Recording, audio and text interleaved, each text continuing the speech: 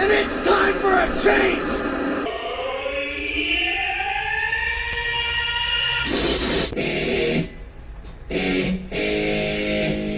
I have so much anger. I feel like I've been raped. In the face! Great Scott.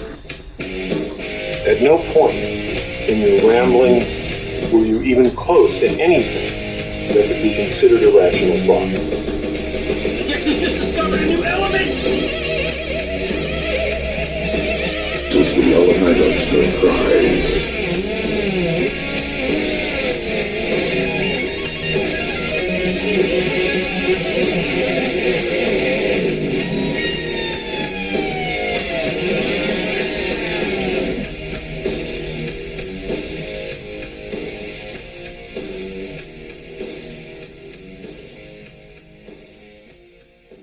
Particle man, doing the things a particle can. What's he like? It's not important. Particle man, is he a duck or is he a speck?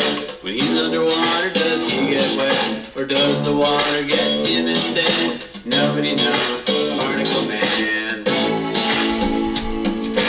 Triangle man, triangle man, triangle man hates particle man. They have a fight, triangle wins, triangle man.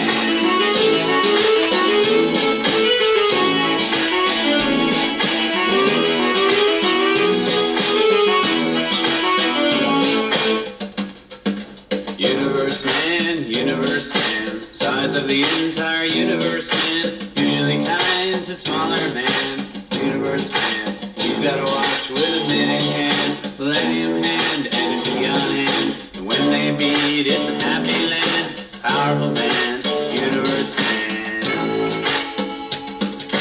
person man, hit on the head with a frying pan, lives his life in a garbage can, person man. Is he depressed or is he a mess? Does he feel totally worthless? Who came up with person man? Degraded man, person man. Triangle man, triangle man, triangle man hates person man. They have a fight, triangle wins, triangle man.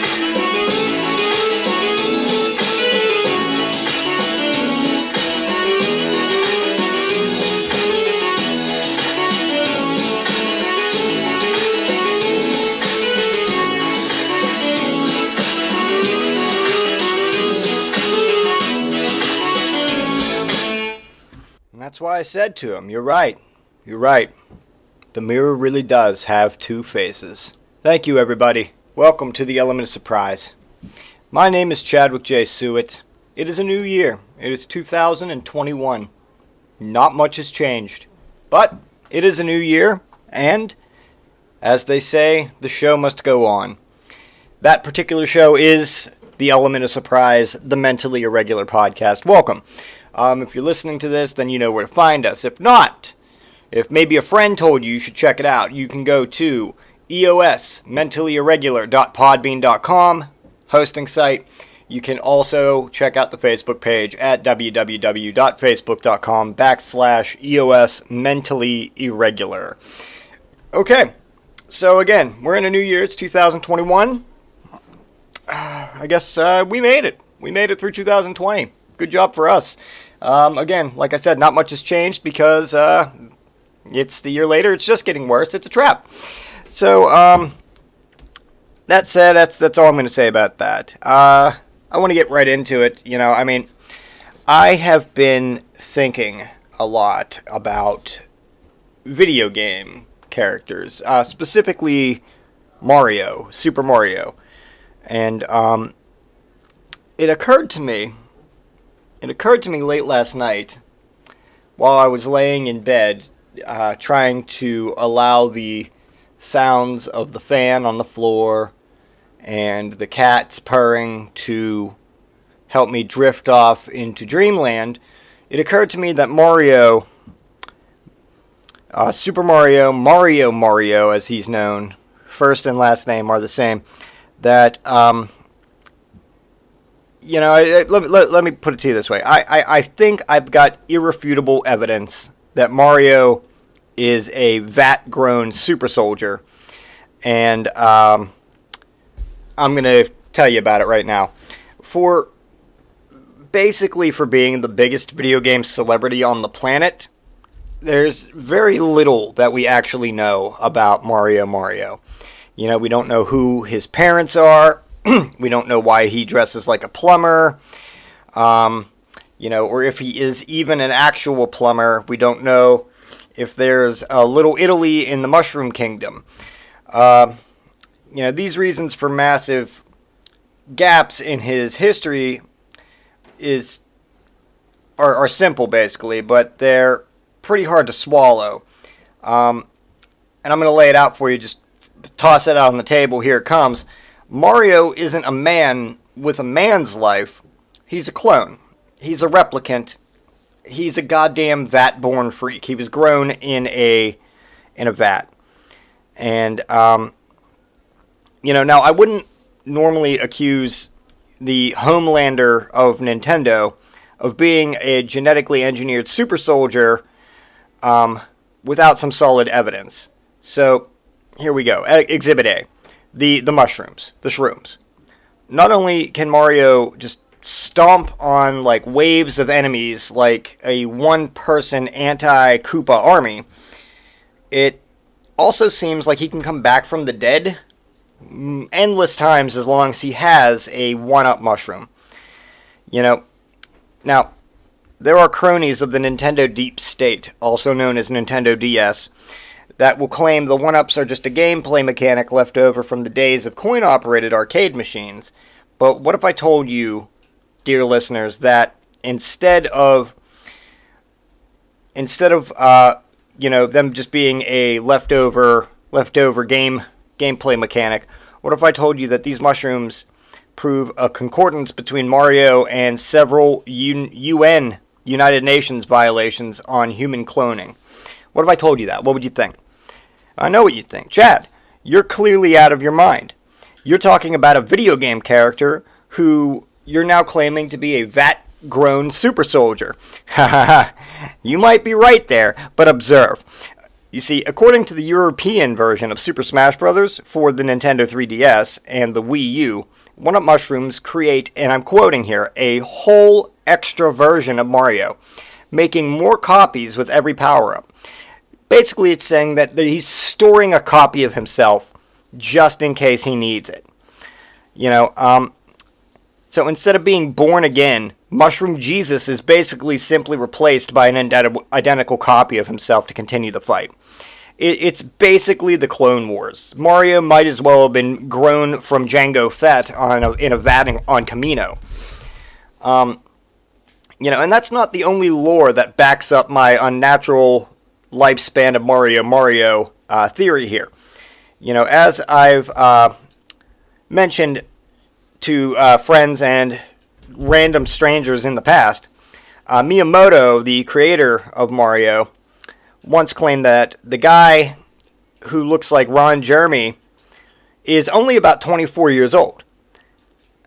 And that only makes sense in a world where they, and I know you know who they are, started counting after he slid out of that mushroom nutrient tank, fully matured as an adult man.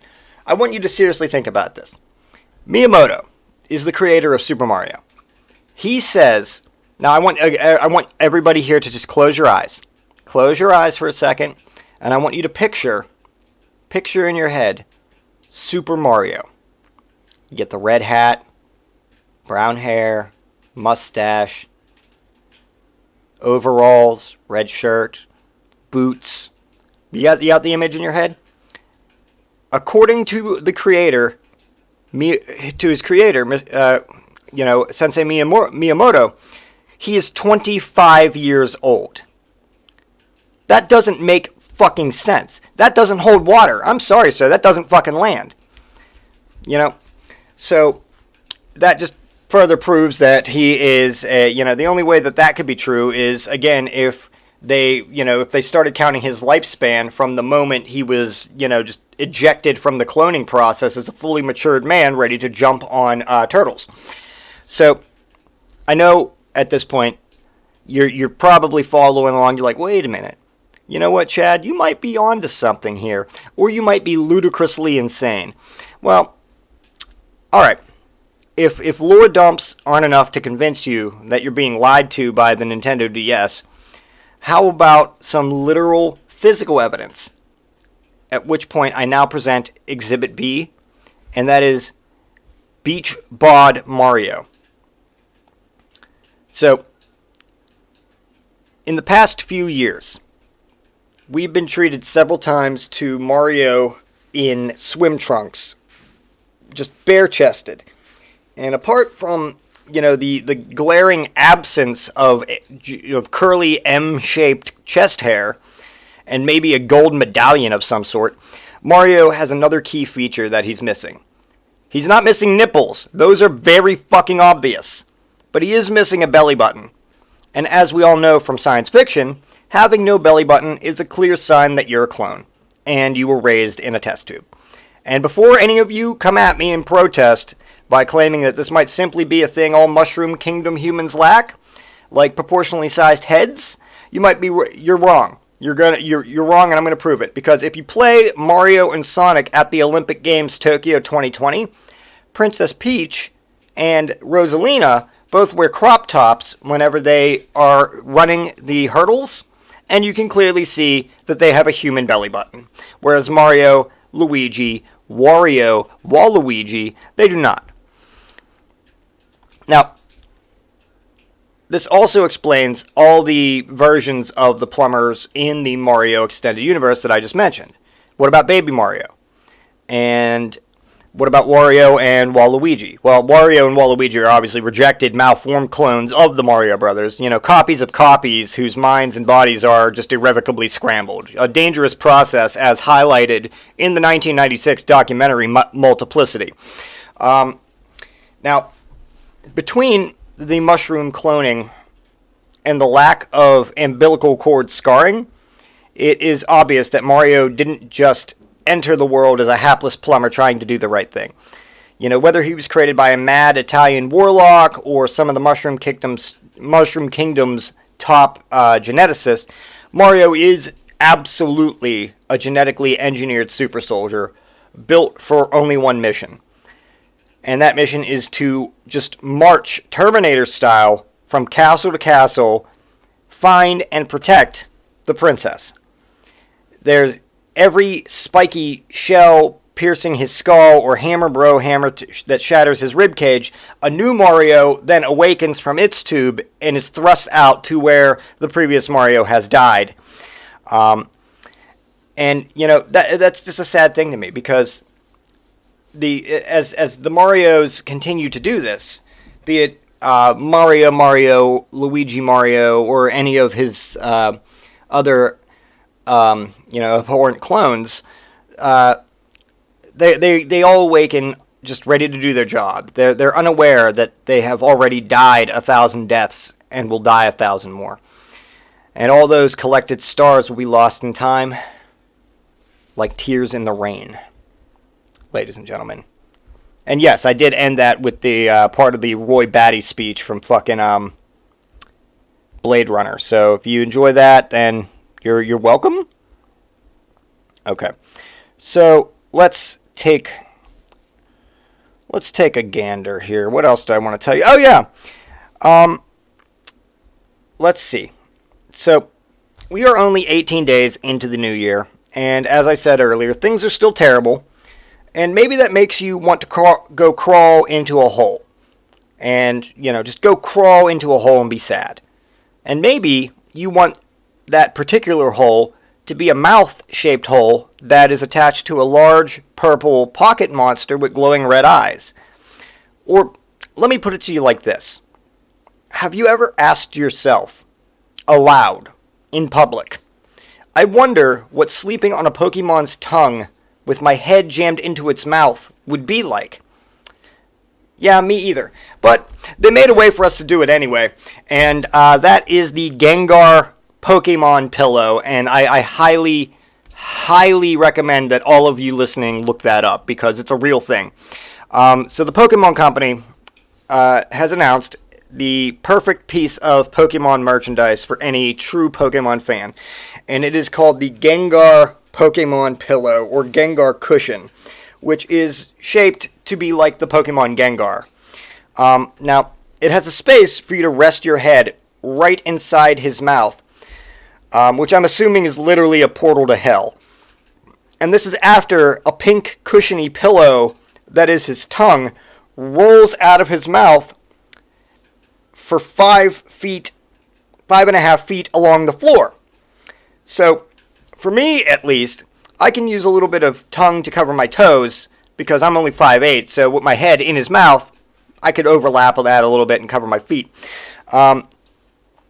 And for easy storage, the tongue can be rolled up and stuffed back into Gengar's hellmouth. But yeah, so, I've been thinking a lot about this item since I've seen it. And, I've done my internet research, and the rumor has it that the gigantic mouth leads not into into Gengar's body, but instead directly into the afterlife. And it lays traps, hoping to steal the lives of those that it catches. So, if you stand in front of its mouth, you'll hear your loved one's voices calling out to you. Now, that I just said, that is directly from Pokemon lore. That is directly from, the official card and video games about Gengar.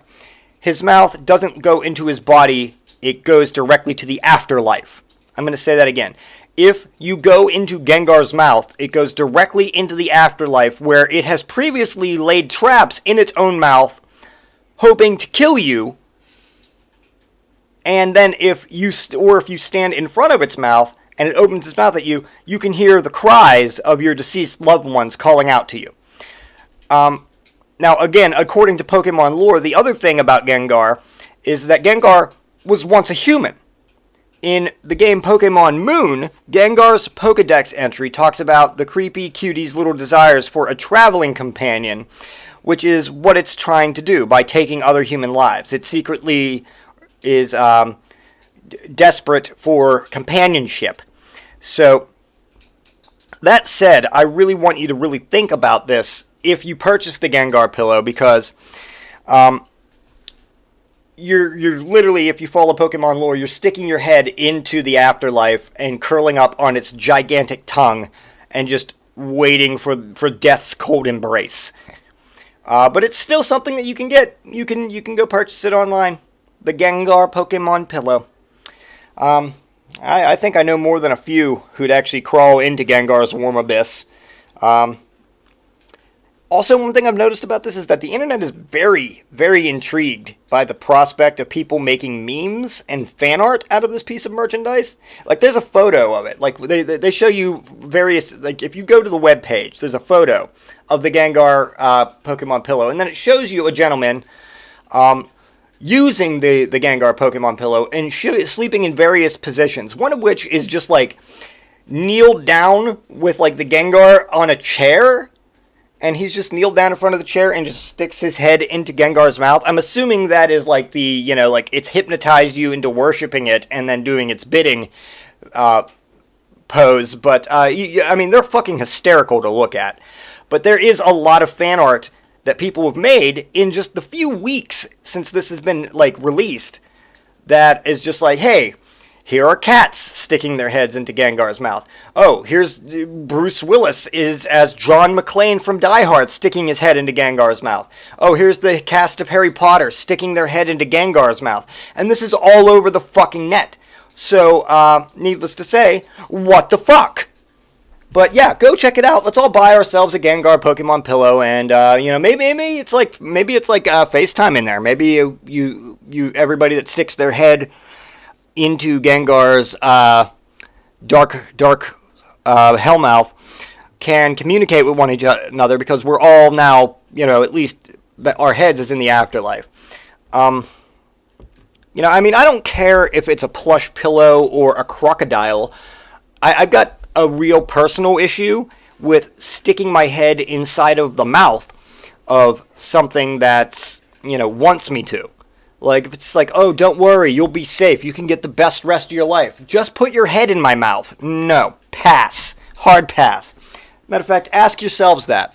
Ask yourselves this question. if you were ever approached, and it doesn't have to be the Gengar Pokemon Pillow, if you were ever approached by anything, and it noticed that you were tired, and it's like, oh, you tired? And you're like, yeah, I'm exhausted. And it's like, you know what? I got you. Just lay down, rest your body on my soft, pillowy tongue, and stick your head in my mouth. You'll be fine. That immediately throws up red flags to me. It sounds very suspect. Why would anything expect you to be like, you know what? The safest and most comfortable place to sleep is the same way that I could possibly eat you. You know, it's like the old story of the gingerbread man. You know, he doesn't want to trust the fox to get him across the river because he's like, you're going to eat me. And the fox is like, no, I won't. Hop on my back. Matter of fact, water might splash on my back, get in my mouth. And gingerbread man's like, you know what? That is logical. Let's do it. And what happens? The fox fucking eats him. So yeah, I maybe it's that, maybe it's me. I don't know, but I've just got a real aversion to sticking my head in the mouth of anything that wants me to stick my head in its mouth. But I digress. So, how can I begin this next topic? How can I begin this next topic? My last haircut was in February of 2020.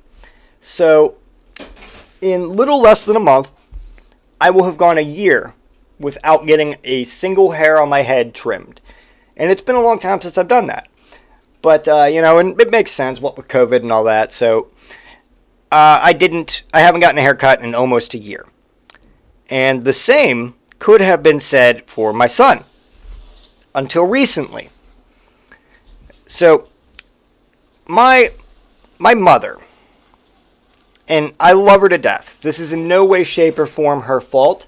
But my mother is like... You ever see those cartoons where the kids do, like, dastardly things? Like, they own, like Dexter's Laboratory comes to mind. Like, he's got a whole fucking, like, laboratory hidden in their house, and his mom's just like, okay, Dex! And she has no idea what's fucking going on. That's kind of like my mom.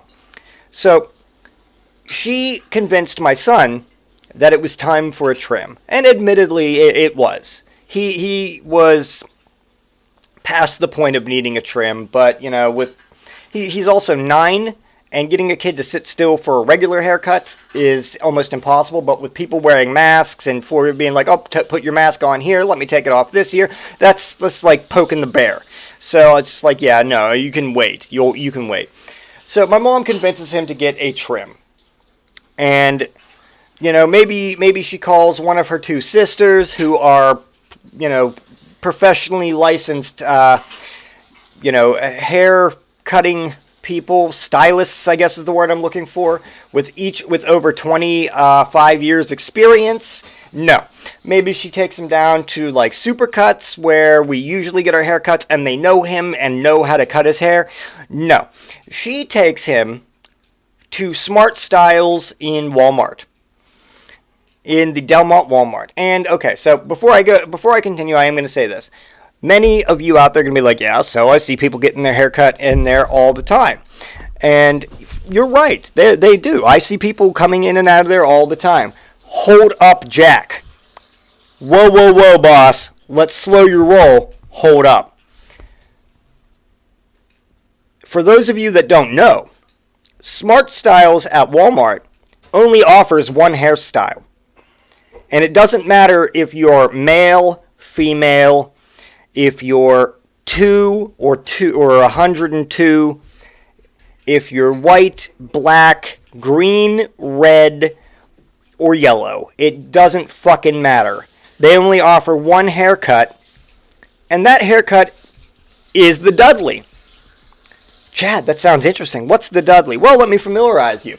In the late 70s and early 80s, at the height of his popularity, there was an actor named Dudley Moore. And for any of you who have ever seen Dudley Moore, the man only had one haircut for pretty much what it looked like his entire life, and it looked like he did it himself in a dark basement with no lights on. And that's the haircut that they offer at Smart Styles in Walmart. So my mom takes my son up to Walmart to get his hair trimmed. And, she goes in there and they're like, what do you want us to do with it? And she says, oh, just to trim. He just needs it out of his eyes. Now, I'm assuming, and you know what they say about assuming, but I'm going to assume that the majority of my listeners have had a haircut in their fucking lives. At least one. So when you go to a stylist and you say, yes, I would like you to take your scissors and I would like you to lightly trim around my hair so that way my eyes are not obstructed by the hair falling in front of them. They're capable of doing this, right? They don't automatically go, okay, we know what to give you, the Dudley Moore look from 1982. We're going to chop haphazardly at your hair, possibly by a stylist that has Parkinson's disease and glaucoma, until your hair looks like Dudley Moore. Not one piece of your hair will be even length with another piece of your hair. Is that what you asked for? No, I asked for a slight trim to get the hair out of my eyes. Okay, I heard what you said, and I just keep hearing Dudley, so that's what we're going to go with. Because at Smart Styles in Walmart, that's all they offer. Like, how you go to any other salon and they have a book of, like, styles and everything, you can flip through it, and they're sectioned off, like, kids, men, women. And, you look at it and it's all different. Like in the 80s and the men's, it was all like, mullets and like feathered. And the kids had like that one fucking bowl cut with like thick rimmed glasses. And, like nowadays, like, you know what I'm talking about. It's the book that holds all the styles. It is the book that is full of the popular modern styles. Well, Smart Styles has a book like that. And it's just 200 pages front and back of the same fucking picture of Dudley Moore from 1982. And, it's like, oh, children's hairstyles. And you flip through and it's Dudley Moore. And it's just the same photo of him. And then you get to fucking men's styles and it's Dudley Moore. And it's the same photo that they used for the children's styles. And then you get to women's styles. And it's the same fucking photo that they used for the men and the women's. And then it's like, oh, ethnic styles. And it's the same fucking picture of Dudley Moore. Just the whole goddamn book, front and back, Dudley Moore. And it just says Smart Styles on the front, presenting the Dudley. That's the only haircut they offer. I know this not just because that's what they did to my son, which then I had to immediately take him to Supercuts and have them rectify. Now keep in mind, my mom also told me that it took them 25 minutes to cut his hair at Smart Styles. 25 minutes. Not one strand of hair was equal in length to another. He came out of there, like, I will give them this. They have perfected the Dudley. They know how to give you the Dudley Moore 1982 haircut. It doesn't matter what, like, if you walk in there and your hair is more than fucking, or shorter than 3 inches in length, they tell you you don't need a haircut because it's too short to give you the Dudley. They'll say, come back in a few months. That way we can give you a proper Dudley. And you'll be like, what? No, I just want you to shave my head. And they're like, no. We don't do that here. We only offer the Dudley. So that said, my mom brought him back. She said it took 25 minutes for them to just massively fuck up every hair on his head and give him the Dudley. And I immediately took him down to Supercuts here in Murraysville, where in under 10 minutes, they gave him a regular child's hairstyle that looks fine and is even and doesn't have like chunks of long hair like mixed in with chunks of short hair and like a bald spot and everything. So it made me fucking really think about this. And what I've determined is that there are a few prerequisites. There are some prerequisites that you need to have in order to work at Smart Styles in Delmont. And number one of them is you've got to be blind in at least one eye. Like, you got to have one eye that's just milky and glazed over. Number two, you need to be able to pronounce the word scissors. If you can do this, they will let you cut people's hair. Number three, you have to have seen the movie Arthur 2 on the Rocks no less than 500 times. Like, you got to watch nothing else than Arthur 2 on the Rocks. And that's pretty much all it takes for you to work at Smart Styles in Delmont. And I know what you're thinking now. Oh, Chad, they took him there. Maybe the stylist was there, and she didn't know. She was new, and it was one bad haircut. Slow your roll, motherfucker. Listen to me. I have known no less than 7 people who've gone to Smart Styles in Delmont. And not one of them came out of there saying, oh, yes, I'm satisfied with my haircut. They all came out of there saying, what the fuck are they doing? Trying to make me look like Dudley Moore? Because, yes, that's what they're doing. They only know how to make you look like Dudley Moore. They want you to look like the drunk guy that wandered in front of a microphone and started narrating Milo and Otis. That's what they want. They want you to look like a guy that wants to hop into a whirlpool with Liza Minnelli. That's what they want. They want you to look like a guy whose name is fucking Dudley Moore. So that said, you go to Smart Styles in Delmont, that's what you get. You get the Dudley.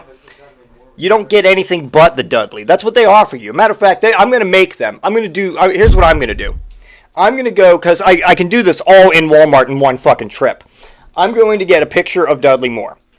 And I'm going to go back to the Walmart photo area where you can have them take a photo and make you like a book.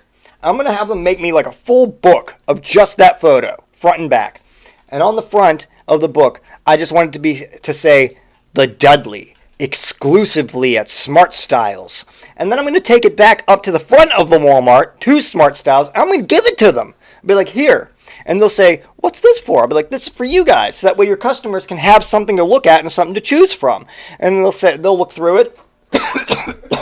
And they'll say, this is all the same picture of the same guy. I'll be like, yeah, his name was Dudley Moore. That's why it says the Dudley on the front, exclusively offered at Smart Styles. And they'll say, what are you trying to say here? And I'll be like, I'm trying to say that you only know how to give one fucking haircut, regardless of who the fucking stylist is. Whether it's the stylist that has tattoos from fucking the neck down to her fucking toenails, and the fucking flower that I'm assuming is just growing out of her head, because I've never seen it moved out of her fucking hair. Or the stylist that looks like fucking Honey Boo Boo's mom that is just sitting there. Or the stylist that looks like she's a fucking New Kensington crack meth head that's just outside smoking constantly. She's got a fucking apron on that says Smart Styles, but I've never actually seen her in the goddamn hair salon. She's just always outside smoking. Whether it's any one of those 3, you get one haircut from them, and that's the Dudley. That's all you get. You're not offered anything other. Ash, you got your hair cut at Smart Styles by mistake, haven't you? Yep. What'd you get? The Dudley. You got the Dudley. And I immediately had to go down to Supercuts. And they fixed it. Yep. And Anakin, what haircut did they give you at Smart Styles? The Dudley. The Dudley. That's right. They only offer the Dudley. So, for those of you listening to this that are like, ooh, yeah, I know what look I want. You know what? I've been looking for a place that can really, really bring out my inner Dudley Moore. Then that's the place that you need to go. You need to go there. And here's the fucked up thing, is that same night, not 3 hours later, me and Ash are laying in bed, and we're watching an episode of Hoarders. And the main hoarder lady is, she's a hoarder. And then it brings in her brother Ricky.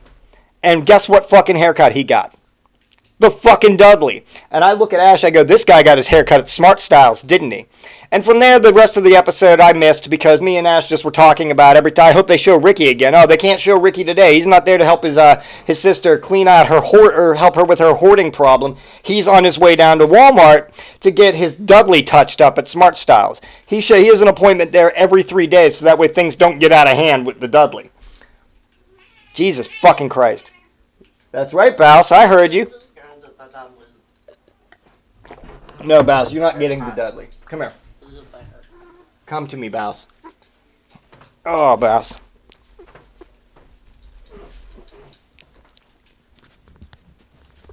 What are you doing? Jesus Christ, Bouse. Okay. All right. Well, I don't know about you kids, but I feel like that has pretty much vented it. Is there anything else I forgot to talk about? Anything else I've been wanting to? Came to mind? I don't know. All right. Well, that's that. No. That's a separate fucking thing. Okay. So I am going to put this out there before I end this episode. And thank you, Ash, for reminding me. There is a man who lives in England. at the time of this recording, he is 82 years old. And he must be a guest on this episode, on an episode of this podcast. The man goes by the name of Jake Mangle-Wurzle. Now, I'm putting this out there to friends, family, listeners alike. If any of you can get me in touch with Jake Mangle-Wurzle, it is now your evolutionary imperative to do so. I'm trying everything. I know I'm doing what I can on my end. And, I promise you, before 2021 is through, we are going to get the Wurzle on the Element of Surprise. That is a fucking promise. From me, your host, Chadwick J. Seward. So, at that, bring me the Wurzle! Before I let you go, of course, I do want you to check out the following. There is a fireside chat hosted by my good friend Ryan McCormick. Great episodes he's been putting out lately. I'm finally just getting caught up with what he's been doing to finish out the year last year, and it was fantastic. I just listened to an episode called The Overthinker, and it is fucking great. It was fucking just one of the best things I've ever heard in my life. So check that out. It's a fireside chat hosted by Ryan McCormick. That's available on Libsyn.com. Ian, Paul, and Matt at McSauce, the comic book podcast. They're over on Podomatic. Check them out. They also have McSauce Special Reserve, also at Podomatic. But you got to pay for that one, but it's worth it. So check that out as well. And then, of course, I want you to check out Case in Point, hosted by Justin Case, and that's on Audioboom. So that said, thank you guys very much. It is a new year, and without further ado, cue the fucking bear music.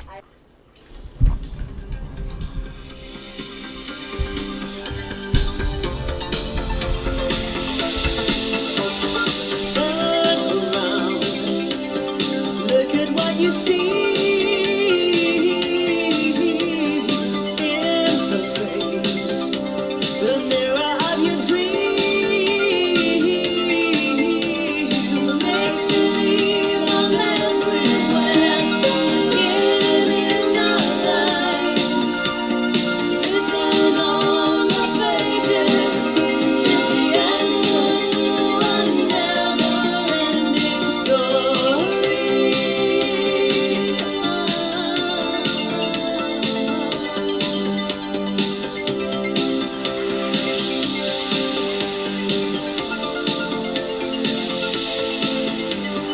Reach the stars, fly a fantasy,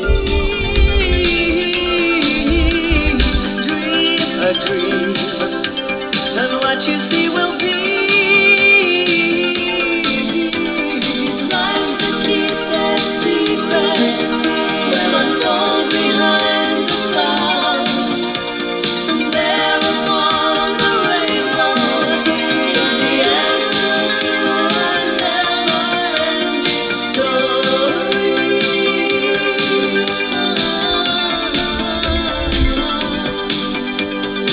Story.